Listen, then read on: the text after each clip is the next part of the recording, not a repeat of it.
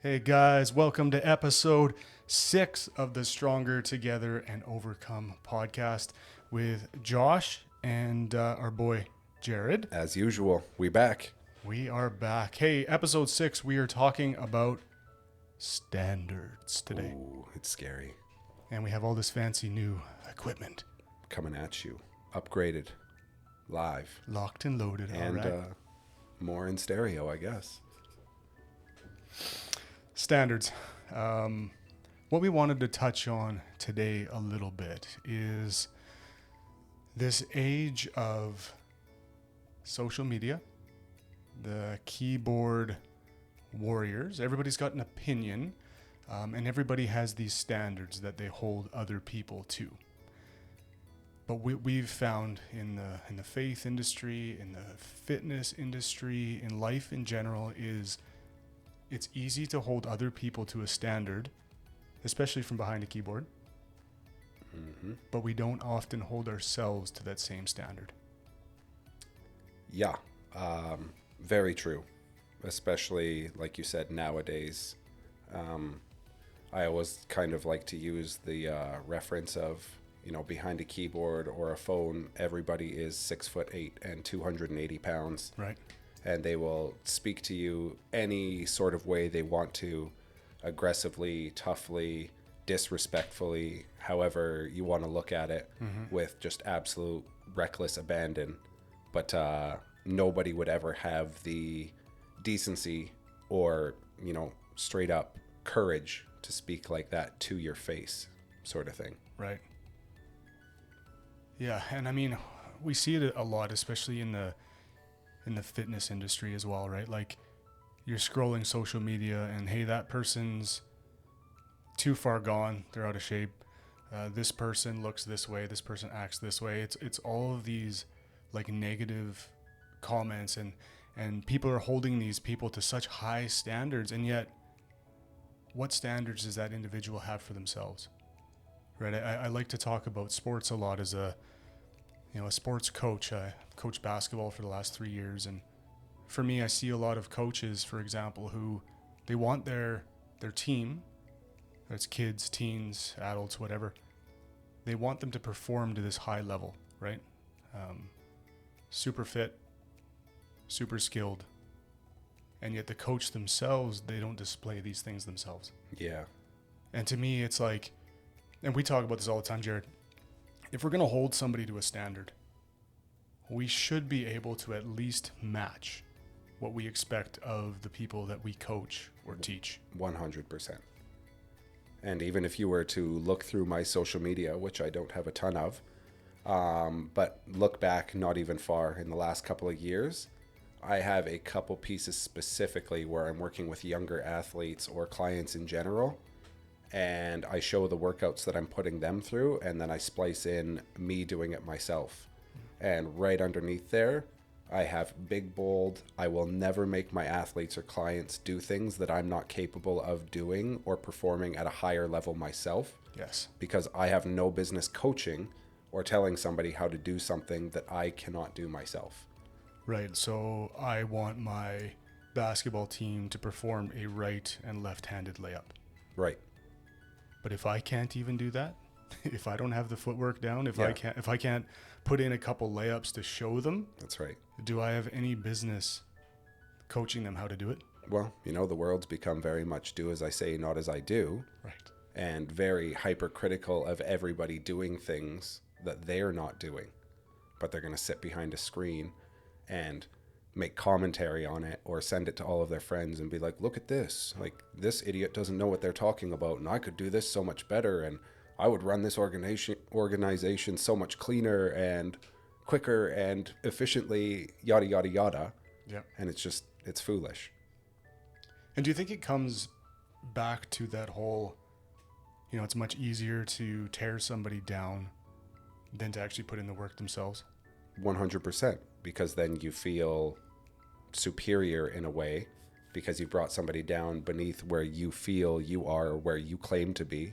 So now you're up on a pedestal and you don't have to level up or put in any effort or work because in your brain or however you've made yourself feel better, like you are up above that. Right. Yeah, it's a challenging thing to navigate, and I think as a fitness community or as a faith community, we have to figure out ways to hold ourselves to a standard Mm-hmm. and then help others rise as well. Rather than, we've talked about this a lot of times, is that whole iron sharpens iron thing, right? Like surrounding yourself with people that are going to challenge you in good ways, but also help encourage you and help you to grow. I think it's easy to kind of stay, in a place where you're super comfortable and you're not challenging yourself and you're not growing, Right. whatever that looks like to you, right? Whether Mhm. it's relationally or financially or fitness or faith or whatever the topic is.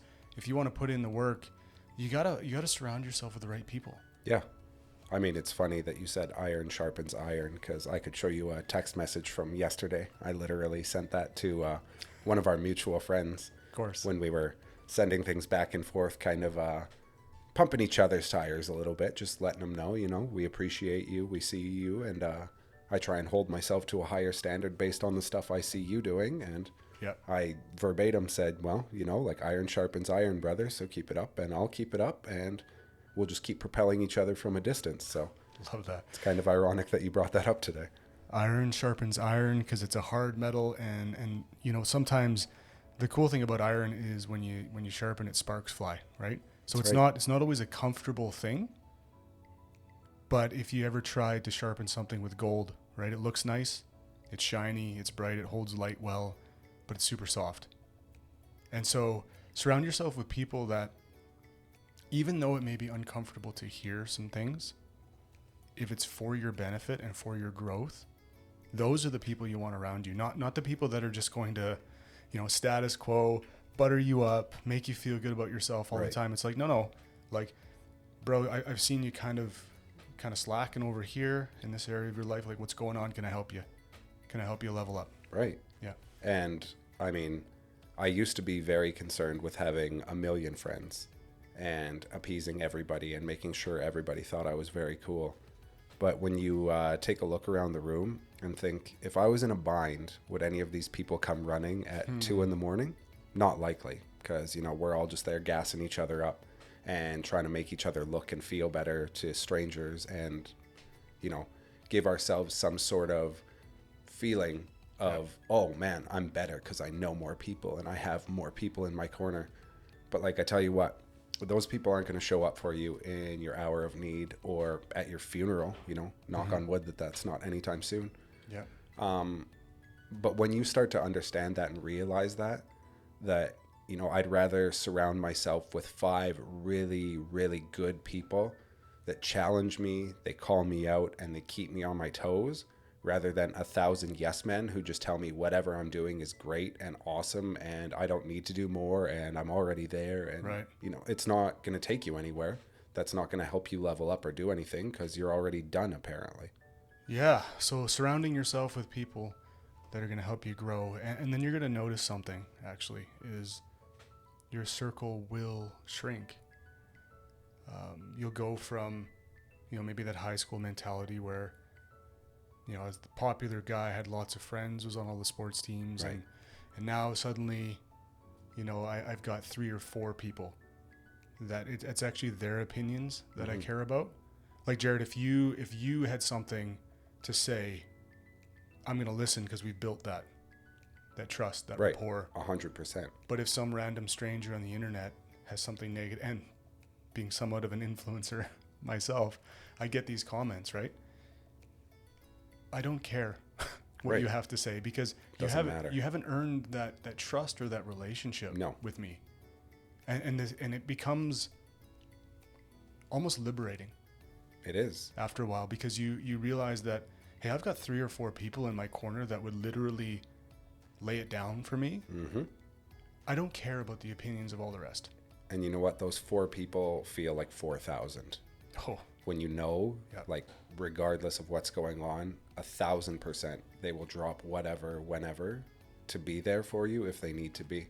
Whether that means hopping in the car and driving 5 minutes or hopping on a flight and flying 5 hours. yeah. You know those people will immediately be at your side if need be. And that feels way better than a bunch of people around you who are going to disappear if things get tough. Right. And like you and I have had challenging years, right? Like you lost your father Just last year, yeah. just last year. This past summer, I lost 3 friends to cancer in 4 weeks. Right. And yet it was interesting because we still showed up, and it was like, you know, this is going on in my life, and this is tough and all that stuff, but like we have work to do. So let's get to work. And so I guess maybe we would challenge you to have a look maybe at those that you spend the most time with. Who are they to you? What do they offer you? Right. Are they encouraging? Are they uplifting? Yeah. Or are they dragging you down? Or are they stopping you from getting to where the place that you need to be, whether it's faith, fitness, finance, whatever it is? Right. What are they acting as like a big, you know, a balloon or a parachute or something that's holding you back? Yeah. Or an anchor, if you will. an anchor? Or are they propelling you? Yeah. Well, that's it, right? If they're not pushing you forward, chances are they're either holding you in place or even dragging you backwards. And I mean, it's tough. Sometimes it's tough to effectively end a friendship. And I mean, you don't need to do it maliciously or negatively. Right. And it's completely fine. Sometimes we outgrow relationships because that person or that relationship has taken us as far as they can, and that's completely okay. And if you allow yourself the freedom and the space to look at things objectively like that, your growth is probably going to continue to skyrocket instead of just kind of stopping, starting, progressing, kind of meandering, you know?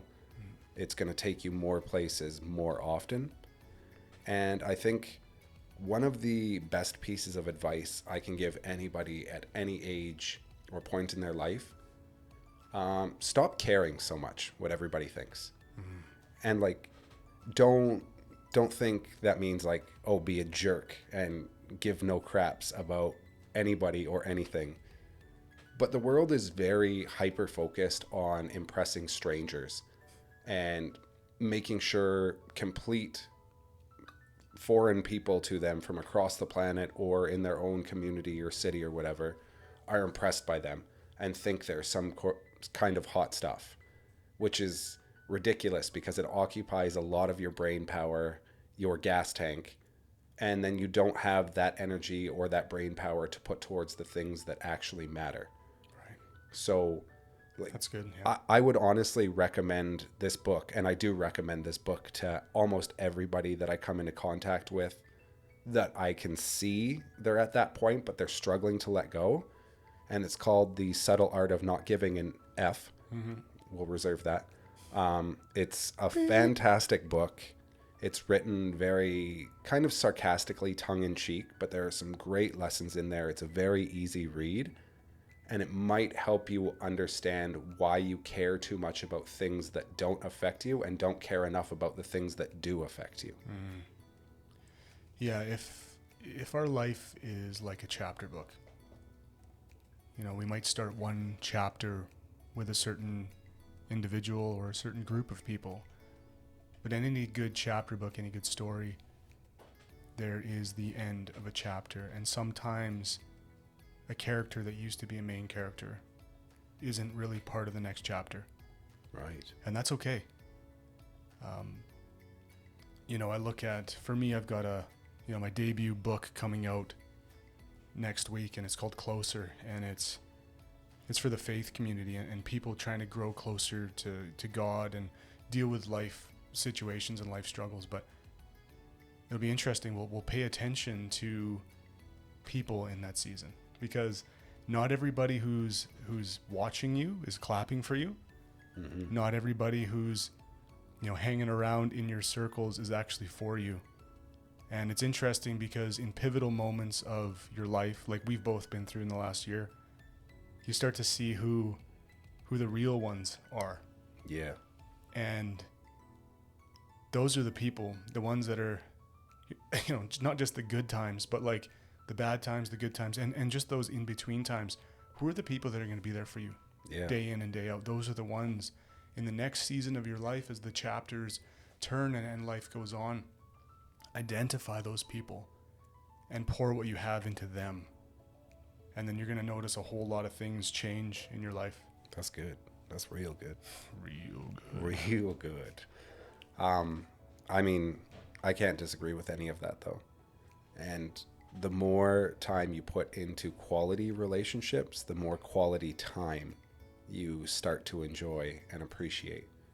And that sounds kind of cliche. I'm sure a lot of you out there are probably rolling your eyes and telling me that's some sort of hippie mentality or something, but it's again, I'm going to hit you with more cliche.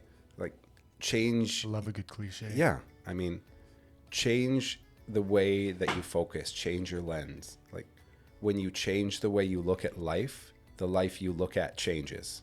Okay? Just hear it back for a second. Somebody should write that in a song. They probably have. I'm sure it exists. Yeah, everything does. But it's very true. Like, instead of just letting that be a fleeting bit of words that goes through your head, think about it for a second. Why are we as humans always hyper fixated on what if this goes horribly wrong?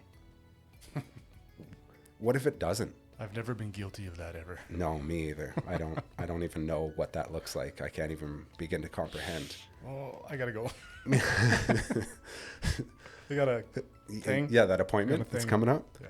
But it's very true, right? Like, if that's your lens, what do you think is more likely to happen? Because whether you realize it or not, that's what you're focusing on. So not even deliberately, that's what you're aiming at. So you're more likely to hit it. Get out of my head. I know, it's crazy. It's interesting you bring that up, and I love it and I hate it, because I got this book coming out next week. But this is what I'm talking about, challenging each other in good ways, because I love what you said about the what if, because I've been actually preaching this to the faith community. Yeah. And I got to preach it to myself too. Like, looking at this book release, debut book, kind of scary, intimidating. Yeah. There's a lot of people out there that might read it, and what are they going to think? And all of a sudden it's like, hold on. So what if the book flops? What if it doesn't do well? What if? What if strangers tell you it sucks? Yeah. Holy, are you going to cry? Later. Okay, carry on. Probably, right? Probably, no. I'm so used to strangers hating me at this point. It's okay. Yeah. But what I'm saying is, we have that tendency sometimes to look at the negative, right? Like, what if this book flops? What if, whatever I tried? Yeah. I got it out there. At least you put it out there. That's amazing, right? What if it's a colossal success? That's it. What if somebody's But you were too life afraid to take the shot.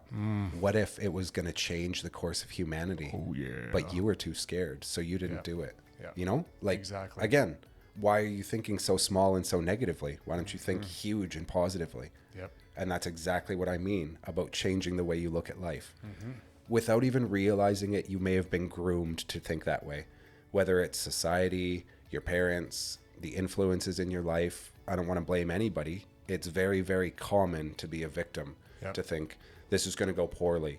And then what do we do as humans? Say I wanted to write a book and Josh took the shot first and I was too scared to do it. But then, knock on wood, the book flops terribly. And then I go, haha, you suck. That's why I didn't write a book. Told you so. Because I knew it was going to be garbage and I knew it was going to go poorly. So that's why I reserved myself. Yep. It's like, be it right or wrong, you're putting yourself out there and you're trying. And you know what? There's a lesson to be learned either way. Yep. So maybe it's a colossal success. Maybe it's a learning opportunity. Who knows? But if you never shoot, you never find out. Yeah. And I think that's something that we talk about often and something that we have in common, but we want to leave this world a little bit better than how we found it. Yes. And both of us express our displeasure at a lot of the things that we see in society right now. Going back to, this negative self-talk or the opinions of people that you're never going to meet or see, but letting them have this space in your head. The audacity that people have to talk negatively to you or disrespectfully to you or your family, right, over a keyboard, all of these things. So we're here to try to, push back against some of that stuff. And I think we need it now more than ever. I am a very optimistic person. Even it's almost a toxic trait. And it's kind of funny for me to talk about myself like that, but I am almost too positive too often, because I deliberately put myself through hard situations and deal with hardship and try and like do the worst that I can to myself so that I'm over prepared for life. Because then when things happen, I'm like, oh well, big deal. So we pivot and we do this now. Like, it's not a big deal, because that way I never feel like anything is overwhelming. But more often than not, the mentality nowadays is everything is so easy. I want it to be easy. And if it's not easy, well, now I'm a victim and it's the hardest thing ever and it's not fair and I should just get everything handed to me. Right. And the big part of that doesn't sit well with me is just that, where do we come back from it? How does the scale tip back? You know, it's just getting worse and falling off more. And I want to be optimistic and see the best and see the light at the end of the tunnel. But it's hard to when you don't see a balancing or a tipping point. You know what I mean? Yeah. I think it takes steps like what we're doing here is, I think it takes a group of people. You got to stand up. Yeah. And just fight for your right? But it takes a few people to just, and whether I'm not going to get political here. I'm Canadian. Jared's Canadian. Do it. All right, do it. But looking at the United States right now and the chaos that we're seeing with Sydney Sweeney and American Eagle, and just about the most ridiculous thing ever. You're seeing two wild spectrums. What are we even fighting about? I don't know. But at some point, you're right. I think at some point we're going to come back to somewhat of a middle ground here where it has to, right? You would think, but I think it takes a few people to kind of just say, hey, we're tired of this. We're tired of one extreme. We're tired of this extreme. Right. Like, what happened to just being respectful, hardworking, and kind to others, and just going about life, right? Whatever happened to that? I think we'll get back to it eventually. I hope. Otherwise, I think the whole thing comes crashing down and you have to start over. Yeah. Are we in a precarious Jenga tower right now and we don't know it, and somebody's about to pull the wrong block or wrong lever? Oh. It's tough. I'm going to be optimistic and I say I believe that there has to be a tipping point, but I think, like you were saying, it's going to take a lot of us to start standing up and fighting the system. Let's, like you said, have a standard. Be kind, be humble, help your brother. When we all pick up a little bit more, it lightens the load for everybody. Yeah. Let's get back to that and hold each other to that instead of being so offended by words that really don't mean anything to anybody. Yeah. Remember not that long ago when there were a lot of words that I'm not going to say right now, but they were socially acceptable and people didn't really care if they rolled off your tongue and they weren't trying to hunt you down on social media and get you fired from your job and get you divorced and canceled from life. Yeah. Why don't we put that effort into being positive, restoring our community, helping your neighbor? Go volunteer for an hour. Yeah. Why are you going to try and track me down on social media and send me death threats or message my boss and try and make some ridiculous claim to get me fired and screw up my life? Yeah. For what? Let's just be good to each other. Here's a challenge. I think it goes back to what you said about standards. That whole leading by example thing of takes a small group of people, even if it just starts with us two here, just being like, we're going to hold ourselves to a standard. A good example of this is I believe in fasting from certain things, just faith and whatever else. And leading up to this book that I'm releasing next week, I decided I was going to fast from all alcohol, all sugar, and any doom scrolling. Oh. Yeah. Low key. Does that fit? I don't know. I don't know. No cap? I'm not sure. Whatever. But go off. It was my birthday 2 days ago, and we'll just have a drink. Happy birthday. Thank you. Yeah. Have some cake. Do it. And it would have been easy for me to just be like, it's my birthday. I'm gonna break my fast before this book, and I'm gonna have a drink. And today doesn't count. I'm gonna have some cake. I'm gonna have a good time. It's my birthday, and I'll party if I want to, right? But instead, I'm having this standard. No, I made a promise that until my book came out, I was not going to do this, this, or this. It's a disservice to myself Right. and to the other people that are watching me to break what I've, spoken, I have spoken, right? Oh. The Mandalorian. And nobody else This is the way. cares, really, if you honor it or stick to it. But I care. But if they see you and you Yeah. care, and if they see you doing it, Yeah. you might just inspire them to be like, hey, Yeah. that was interesting. Yeah. You said something and you stuck to it. Even though it would have been easy to just break it in that one moment and say, it's just one off. Like, it's fine. Don't even worry about it. But you're like, no, that's not who I want to be. That's not what I want to put out in this world. That's And if I can do it, you can do it. it's a lost art, my friend. One that needs to be revived very badly, I think. And I think that's kind of a good segue to just kind of go into that. Maybe a little bit of homework or a challenge for you is to make yourself a promise. What are we? Today's September 5. Yeah. Okay. Maybe, let's say for September, even though you're already 5 days into it and that's giving you a little leeway, why don't you make yourself a promise that you're going to stick to for the rest of the month? And it doesn't even need to be overly lofty. Maybe it's, hey, I'm going to drink more water every day until the end of the month. That shouldn't be too hard. Maybe I'm going to abstain from sugar or alcohol, which may be harder for some of us than others, and that's completely fine. Whatever, varying degree of difficulty you want to put on this challenge, but why don't you set yourself some sort of challenge for the month of September and see if you can stick to it? So October, Words are hard. October 1st is a Wednesday. Oh, So middle of the week. You might as well just go to the end of that week then. You're going to like get it. that close. Okay, but what day do we pick? I Sunday? mean, let's call it a Friday. Give them until the weekend. October 3rd. Ooh. So October 3rd, you make a promise to yourself of some kind. And like Jared said, it doesn't have to be super lofty. It could be, I know that this habit isn't great for me, so I'm gonna stop doing that. Or it could be, rather than holding back from something, it could be a call to action of sorts. Oh, it could that's be, good. Right? I'm gonna be there for my spouse more. But specifically, I'm gonna do this, this, and this, right? Or I'm going to take steps towards eating healthier and whatever it is. Yes. But let's check in a few weeks there, end of that first week there, September into October 3rd, and let's have a check-in. We should probably write that down so we actually do it. But Well, we're going to have more episodes before then, so we'll touch base on that. But yeah, let's mark it in our calendars so we don't forget. yeah, and then we want to hear from you guys.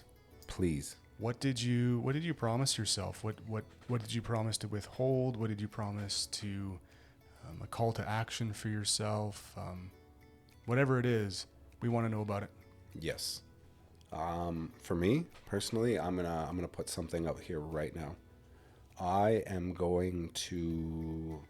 Tough to think straight off the dome. I already don't drink, so saying I'm not going to drink alcohol is a little bit foolish because, hey guys, I've been doing it for a long time already. Maybe I'm just going to say sometimes I have a sweet tooth or those things which are outside of my normal scope of my diet. So for the month of September, I'm going to lock in. I'm not going to have any sweets or any treats or anything outside of my usual scope. All right. Now I got to do something. Oof, big moment. I already was doing something. Let's give you your close-up. Extreme close-up. We're not worthy. Yes. Nobody's even going to understand that reference. Probably not. We're too old. Oh. Here's what I'm going to do. Can't wait. I'm going to reach out to a different individual in my social media following. And I'm going to check in on a different person every day until October 3rd. Ooh, that's good. You heard it here first. That's going to be challenging. Hold him accountable. Yeah. Maybe announce yourself. Be like, Josh reached out to me. I was the lucky winner. Like you got a lottery ticket. Ooh. That's big. But I can't take it seriously. Yeah, I think. Did you want to touch on anything else, or? I don't think so. I think. Feels substantial. Yeah. Again, just to recap, set some standards for yourself. Please. If you don't have them. Yes. And hold your circle to them too. Yeah. Because then that way they're going to hold you accountable also. This is how we start the change. Like if I see an ice cream sandwich in Jared's hands. Not ice cream, please. Please, not the ice cream, Not the boss. ice cream. That's fair. And since I'm watching Josh 24 hours a day, if I don't see him, if I don't hear that he has messaged somebody in his community, it's on site. You know what I'm saying?